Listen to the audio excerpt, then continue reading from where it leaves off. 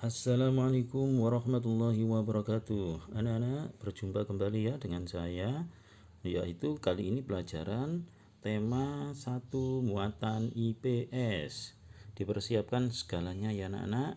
Nah, kalian bisa lihat ya di berikut ini kalian akan melihat bendera apa? Ya, bendera negara kita, yaitu bendera Indonesia. Nah, dari negara Indonesia ini kita akan pelajari tentang apa kali ini? Ya, kita akan pelajari tentang Negara Kesatuan Republik Indonesia, negara kepulauan terbesar di dunia yang terdiri dari 17.504 pulau, negara berpenduduk terbesar keempat di dunia. Kemudian negara yang dilalui garis khatulistiwa dan negara yang bermacam-macam keragamannya. Letak geografis, kita akan belajar tentang letak geografis, kondisi geografis Pulau Indonesia, kepadatan penduduk, persebaran suku, kemudian persebaran agama, keadaan iklim, persebaran flora dan fauna, serta kehidupan sosial masyarakat. Berikutnya adalah letak geografis Indonesia. Kalian bisa lihat ya, terletak di antara dua benua, benua Asia dan benua Australia. Kemudian juga terletak di antara dua samudra, yaitu Samudra Hindia dan Samudra Pasifik. Nah, yang pertama ya, kondisi geografis kepulauannya. Yang pertama adalah Pulau Sumatera berdasarkan petanya. Luasnya adalah 473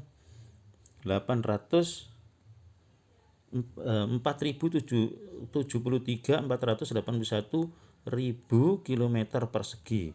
Kemudian batasnya yaitu batas Teluk Benggala, Laut Cina Selatan, Selat Sunda, Samudra Hindia serta Malaka. Kemudian daratannya berdasarkan dengan Malaysia, India, Kalimantan. Kemudian keadaan alamnya, nama-nama pantai dan laut. Pantai ada Pantai Ibu, Saroge, Carocok, Pulau Jemur, Pasir Panjang, Nangsa, Tanjung Tinggi, dan seterusnya. Nama-nama daratan rendah, Melabu dan Singkil. Ya, kemudian berikutnya adalah kondisi geografis dari Kepulauan Sumatera, kondisi geografis dari Kepulauan Jawa.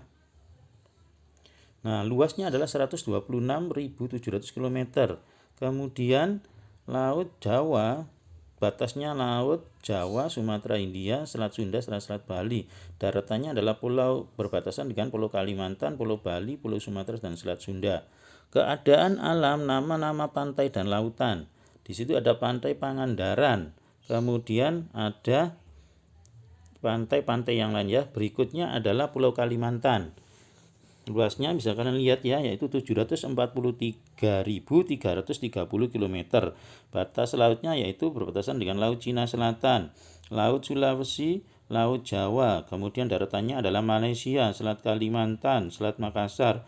Kemudian nama-nama pantai dan lautnya yaitu Pantai Kakaban, Sangalaki, Marantau. Nama-nama datarannya itu diantaranya Pangkalan Bun, Pulau Kapuas, Pulau Pembuang. Nama-nama gunungnya ada Gunung Palung, Gunung Bukit Raya, Gunung Liongpron, Gunung Halau-Halau ya. Itu adalah kondisi geografis dari Pulau Kalimantan. Berikutnya adalah kondisi geografis dari Pulau Sulawesi. Luasnya adalah 174.600 km persegi. Batas lautnya yaitu Laut Banda, Laut Sulawesi, Laut Flores. Kemudian daratannya berasal dengan Kepulauan Maluku, Kalimantan, Filipina, NTT, dan NTB. Untuk keadaan alamnya, nama-nama pantai dan lautnya ya. Pantai Likupang, Pantai Melalayang, Pantai Lakeba, Pantai Talise, Pantai Data Majene, Pantai Mangkaro, Laut Sulawesi, Wakatobi. Kemudian nama dataran rendahnya Jeneponto, Bulukumba, Bentaeng, Takalar, Goa, Selayar, Majene. Kemudian nama gunungnya Gunung Mahawu, Gunung Bawakrung, Gunung Latimejong, Gunung Karangetan, Gunung Gandeng, Dewata, Gunung Awu, Gunung Lakon. Itu adalah kondisi geografis Pulau Sulawesi berdasarkan peta ya. Petanya bisa kalian di sebelah kiri. Kemudian berikutnya kita masuk pada kondisi geografis Pulau Bali dan Nusa Tenggara.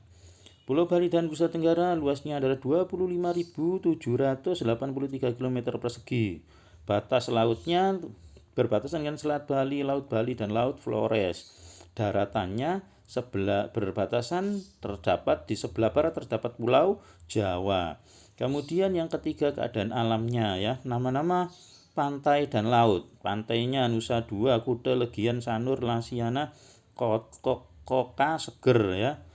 Tentunya kalian sudah ada yang pernah ke sana ya, di Bali, terutama Pantai Kuta ya, sudah pernah ada yang ke sana. Nah, lautnya adalah Laut Bali, Laut Sawu, Laut Timur.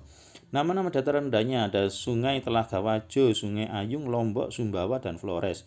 Nama-nama gunungnya ada Gunung Agung, Gunung Abang, Gunung Batur, dan seterusnya. Nah, itu adalah luas atau kondisi geografis dari Pulau Bali dan ini. Berikutnya adalah kondisi geografis Pulau Papua. Luasnya adalah 1.133.019 km persegi. Batasnya berbatasan dengan batas lautnya adalah berbatasan dengan Laut Sulawesi, Laut Halmahera, Laut Banda, Laut Arafuru, dan Laut Filipina. Kemudian daratannya berbatasan dengan Samudra Pasifik, Papua Nugini, Sulawesi, dan Timur Leste. Keadaannya yaitu nama-nama pantai dan laut. Pantainya yang pertama yang paling terkenal adalah Pantai Raja Ampat, Tien Beba, Pulau Venu, Bakaro, Tanjung Kasuari, Pasir Panjang, dan seterusnya ya. Bisa kalian lihat ya. Untuk kemudian berikutnya adalah kepadatan penduduk. Jumlah penduduk Indonesia tahun 2017 diantaranya seperti ini ya, bisa kalian lihat ya, 55 juta di Pulau Sumatera, 15 juta di Pulau di Pulau Kalimantan, dan yang paling banyak 140 juta jiwa di Pulau Jawa. Kemudian 19 juta jiwa di Pulau Sulawesi, ada 14 juta jiwa di Pulau Bali dan Nusa Tenggara Timur dan Barat. Kemudian ada 2,9 juta jiwa di Pulau Halmahera dan serta 41 juta di Pulau Kalimantan. Nah, kepersebaran sukunya sekarang ya, ada suku Batak, suku Asmat, dan suku Dayak. Bisa kalian lihat ya gambarnya. Nah, itu adalah persebaran dari suku bangsa Indonesia ya. Terdapat 714 suku yang memiliki lebih dari 1001 adat ya. Nah, berikutnya adalah persebaran agama. Nah, ini ya kita bisa lihat di peta ini. Nah, itu adalah persebaran dari peta penyebaran agama di Indonesia. Ya, di situ ada Islam, ada yang lainnya ya. Kemudian juga bisa kita lihat berikutnya yaitu tentang keadaan iklim Indonesia ya. Iklim Indonesia ya, betul, iklim Indonesia adalah iklim panas atau tropika ya.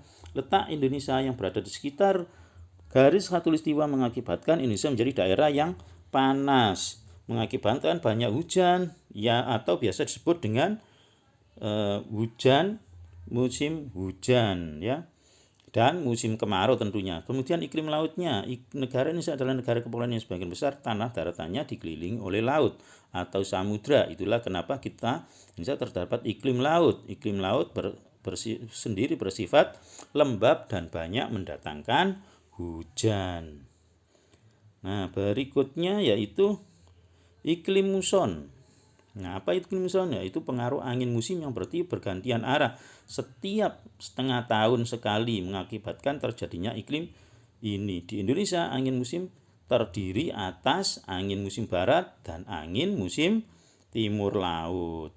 Itu disebut dengan iklim musim. Nah, angin musim darat yang bersifat basah seperti bulan Oktober sampai bulan April. Biasanya pada bulan-bulan ini Indonesia mengalami musim penghujan. Jadi pengaruh dari iklim muson adalah adanya musim hujan dan musim kemarau. Nah, bersifat kering, angin muson timur ya, antara bulan April sampai dengan bulan Oktober. Biasanya pada bulan-bulan tersebut Indonesia mengalami musim kemarau. Nah, itu ya anak-anak.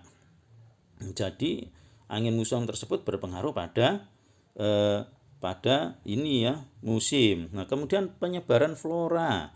Nah, kalian bisa lihat ya di tabel itu ya, ada Indomalayan meliputi kawasan Indonesia bagian barat, yaitu Kalimantan, Sumatera, Jawa, Bali.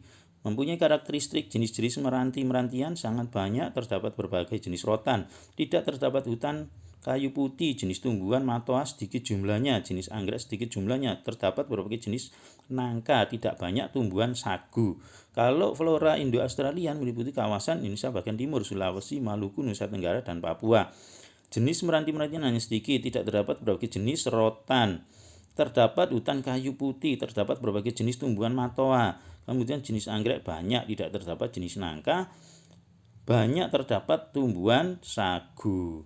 Persebaran fauna. Nah, kalian bisa lihat ya di situ persebaran faunanya di peta tersebut ya. Kalian bisa lihat ada gajah di Sumatera.